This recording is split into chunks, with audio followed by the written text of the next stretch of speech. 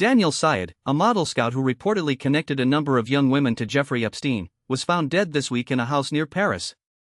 The headline reflects that quiet death, but in reality we're looking at a man who had been on the radar of French prosecutors for months. According to Justice Department files released in January, Siad and Epstein exchanged texts over the span of a decade. The messages show Siad repeatedly offering to introduce Epstein hung to potential models, including a 15-year-old and other girls under 18. Siad, who claimed a 30-year career in scouting, stated in a May broadcast that his relationship with Epstein was purely professional. He said he never received negative feedback about Epstein from the models he'd connected to the financier. But in the same interviews, Siad denied any wrongdoing, insisting he was waiting for justice to take its course. His lawyer, Menya Arab Tigran, echoed that stance, saying Siad had consistently proclaimed his innocence.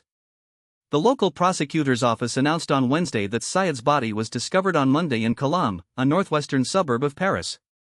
Authorities are still assessing how he died. No immediate cause has been ruled out yet.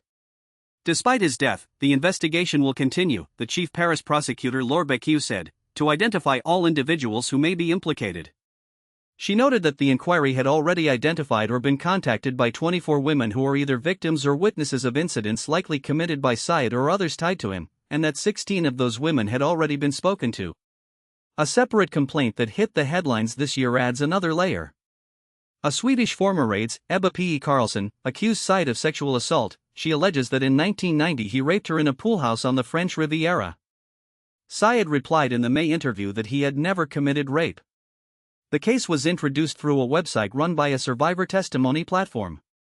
The timeline of events is shocking. A man who was once a gatekeeper for a young woman's first modeling gigs, who later helped tie that same woman to a man now universally condemned for running a sex trafficking ring.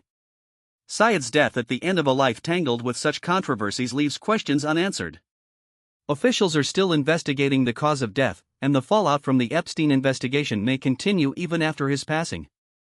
Thanks for listening, and stay tuned for further updates.